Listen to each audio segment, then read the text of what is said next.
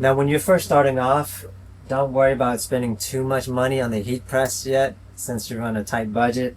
You can purchase a heat press like this one, which is 16 by 20 for $250 to get started.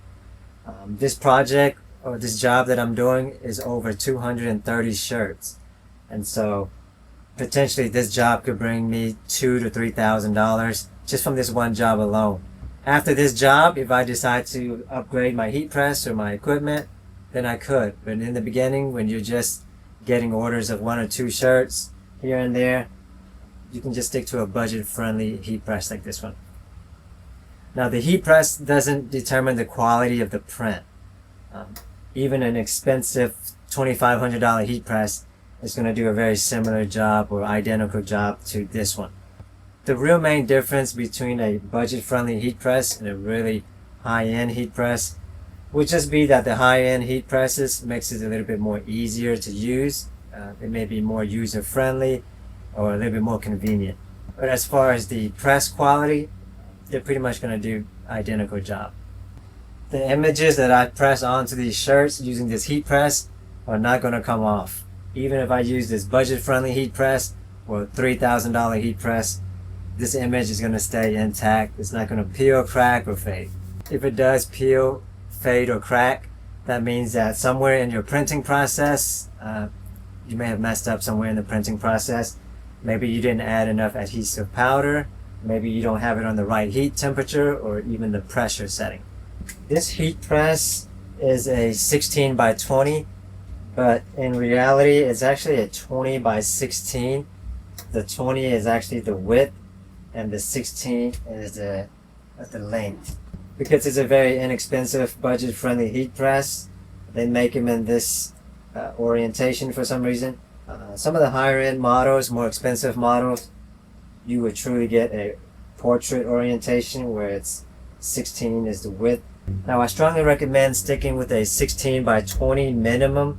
The reason being is because whenever you start printing large, extra large, and 2XL shirts, a 15 by 15 inch heat press or smaller would be very difficult to put those shirts on. For example, this shirt, this is a Bella Canvas shirt, and Bella Canvas is more like a slim fit, and this is a size medium. And the size medium, whenever I put it onto the heat press, the width of it is basically the size of the heat press. Now imagine if I were to put this medium shirt on a 15 by 15 heat press. The majority of my shirt would be hanging off of the heat press. And trying to put something like an extra large onto a 15 by 15 heat press would be very difficult and challenging. So this is a 3XL shirt by Bella Canvas. If you don't already know, Bella Canvas shirts are a little bit on the slimmer side. So if you were to compare it to like Gildan shirts, if I were to put up a Gildan 3XL with the Bella Canvas 3XL, the Gildan is going to be much bigger than this. And so this is a slim fit 3XL.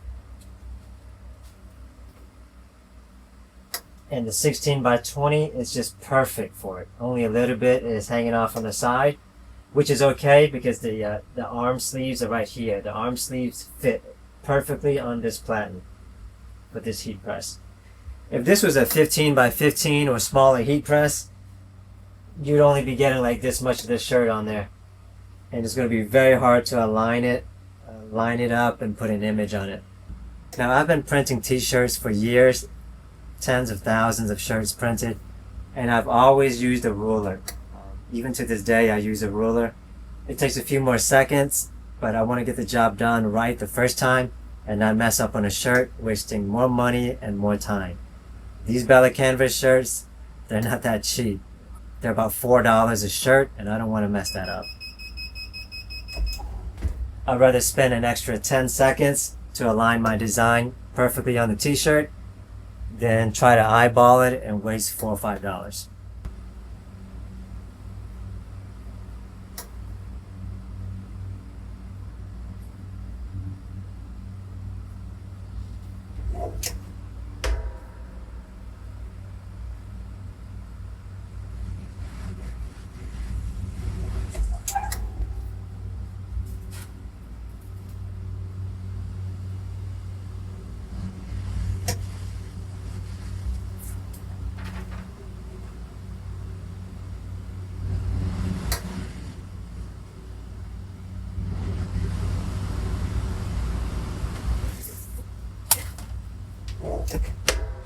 As I mentioned earlier, the more high-end heat presses that cost more money is a little bit more user-friendly and just more efficient. Right now I just have it on a basic table, so it's kind of low, and so you may see me bending over to kind of get access to it, so that's not very convenient.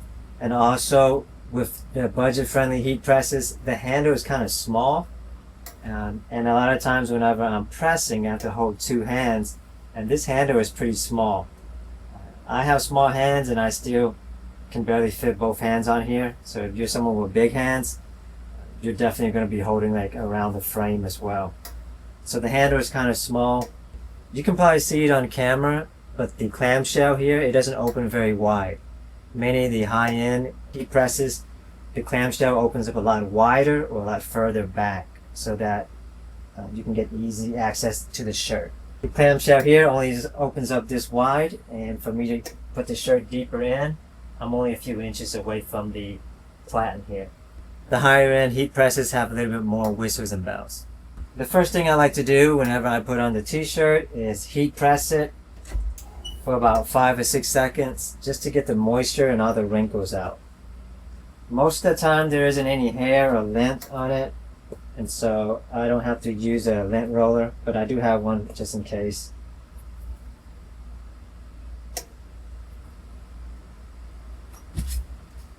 So I put the t-shirt ruler on. That literally took me 3 seconds maybe.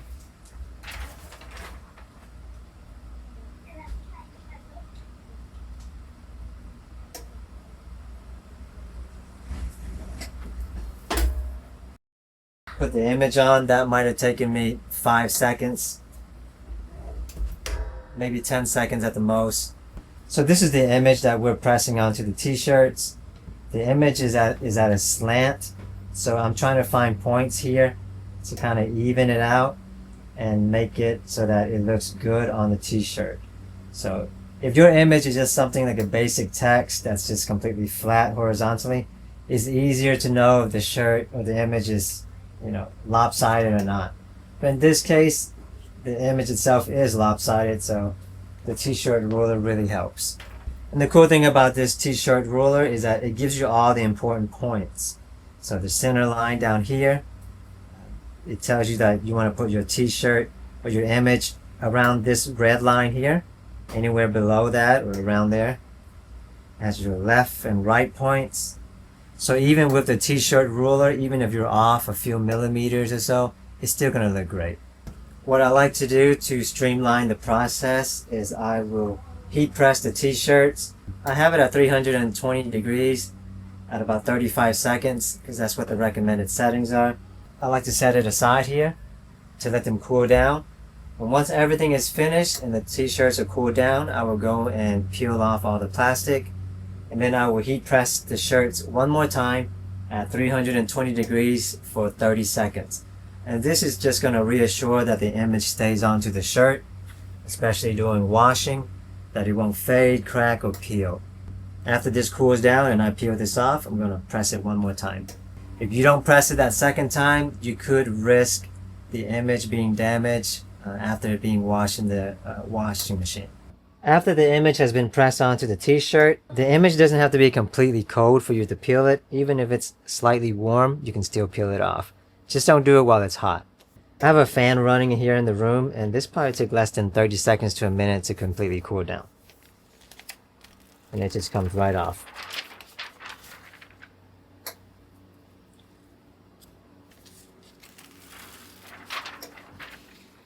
Now, if you have small words like I have here at the bottom, I like to peel it on the opposite side. Don't start off where the words are. I like to do it on the opposite side.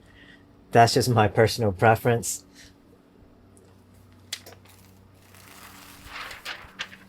If you pressed it correctly at the right heat setting and pressure setting, it's going to peel off like butter. I mean, it's just so smooth. You don't have to be careful with it. You can just peel it off really quickly.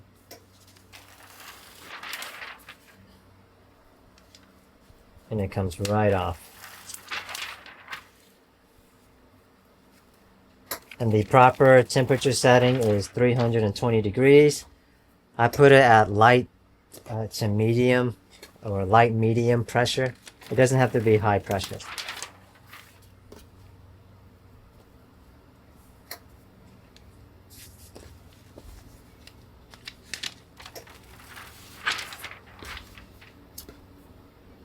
Alright, now that it's peeled, we can go ahead and press these shirts one more time for 30 seconds each, just to reassure that the image is 100% onto the shirt. So while I'm heat pressing these shirts, let's talk a little bit about numbers. So each shirt, these Bella Canvas shirts were about $4 each. My consumables, like my ink, powder, and film, I estimate them to be about 50 cents per shirt.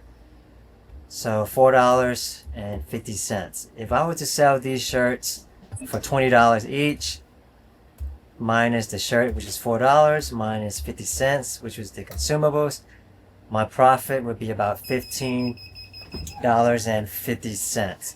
So $15.50 times 230 shirts. That's a profit of over $3,565. So just from this one job, I could profit over $3,500. And because I'm printing full color, you can tend to charge more for full color, whereas just one color, like white or black, you can charge a little bit cheaper than that. But let's go a little bit lower, and let's say you charge $18 per shirt. So $18 minus 4.5 for our consumables, which is a profit of $13.50 per shirt, times 230 shirts, would be a profit of $3,100. That's still a good chunk of change for one job. Just to put into perspective, if you are on a really tight budget, you bought this heat press for $250, just this one job alone, you can upgrade your heat press and get something really nice that's more efficient. It's going to make your workflow more efficient and easier for you, just from one job.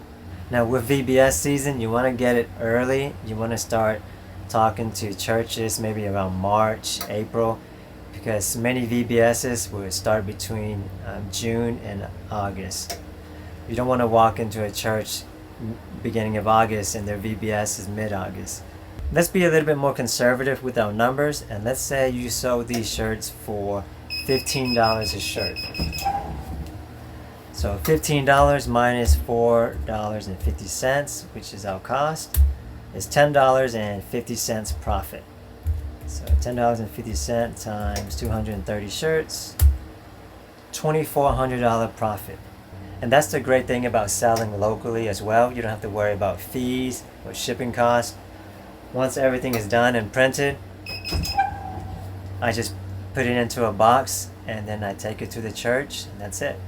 This could be the same for birthday parties, wedding parties, quinceañera parties, groups, family vacation shirts, special events, corporate events. Now for very small orders, you can charge more, because to get a beautiful image like this onto a t-shirt, screen printing most of the time is not going to even do this, or they won't be able to do this because there's just so many colors and the job would just take so much work, so many screens. And for small orders like 10 or 20 shirts, screen printing shops are not going to do that at all. Or if they do, they're going to charge you like $50 a shirt. So the great thing about DTF printing is if somebody wants one shirt with one specific design, or if they want 200 shirts, you could do it no matter how many shirts they order. Now those numbers that I mentioned earlier, with my cost being $4.50, that's because I'm using a more expensive brand, which costs about $4 per shirt. If I were to use something a little bit cheaper, maybe Next Level, or even some Gildan shirts that are $3, $2.80, my profit would be a little bit higher as well. So if you're looking to get into DTF printing, next time you print some shirts and you're heat pressing, just think every time you press a shirt, that's $12, $11 profit, $10 profit. Hey, just real quick, I want to let you know that I have a free masterclass training on DTF printing method, just showing you how to start your business with the DTF printing method and how you can make money from it. Using my tips and strategies, I'll show you how to scale your DTF printing business to 6 figures using budget equipment in your spare bedroom just like this one. Potentially replacing your income or extra income for you to save, pay off debt, or just be able to work part-time and spend more time at home with your family or your kids. Now before I started this printing project, I filled up all of my inks, which is 5 different colors: white, yellow, blue, pink, and black. So I filled up the ink bottles on the printer, and there's still about this much ink left here in this bottle that I can still use. I printed over 232 images, and there's still ink left inside of the printer. And because this is a large order, there's a lot of kids shirts, small, medium, large, extra large, and there's also adult shirts in there as well: small, medium, large, extra large, 2XL, and even 3XL shirts. So there's all kinds of different size images that I had to print, and there's still, I would say, like a third left of ink in this white ink container, and there's still like a third left in the printer as well. So there's still a lot of ink left, even though I printed over 232 images. And that's for the white ink, which runs out quicker than the colored inks. For the colored ink, I still have like a little bit over a third, maybe almost half, left in all of the colored inks inside of the printer. So it's very efficient. The inks last quite a bit. As far as the adhesive powder, the bag that I had was about a little bit over 2 pounds. And I'd say I only use like maybe half a bag or less than half a bag. So that's pretty efficient as well. For whatever reason, the film is the most expensive consumable for a roll of 13-inch film from Pro Color. This is 13-inch by 328 feet. I still have a little bit left. I can't tell you exactly how many feet I have left, but it's probably about half an inch of film left. And those are the only 3 consumables that you're going to need. So I still have plenty of ink left, still have a good amount of film, and half a bag worth of adhesive powder. So if I were to get another 200 shirt order, I could print probably the majority of that, if not all of that, with the remaining ink and adhesive powder that I have. The only thing that I would probably need to order again to finish the second job would be another roll of film. So to put into perspective, this job here was 232 shirts. If we were to sell the shirts for $16 minus my consumables, which is 50 cents estimate, and then minus the $4 shirts for the Bella canvas, profiting at $11.50 per shirt times 230 shirts approximately, I would profit $2,600, over $2,600 from this job. Let's say I got another job identical to this one, that means that I would profit over $5,200 from the 2 jobs using the same consumables that I have now. The same ink, the same adhesive powder. The only thing that I would have to buy more of is just another roll of film. So yeah, I'd say from many different printing methods that I've used, the consumables for DTF printing goes a long way. That's pretty efficient. I mean, that's a lot of money from just one set of consumables. And that's me using Bella Canvas t-shirts. If I were to use something a little bit cheaper, my $5,300 profit margin would go up a little bit more. I hope that was helpful. Thank you all for watching, and I'll see you guys in the next one.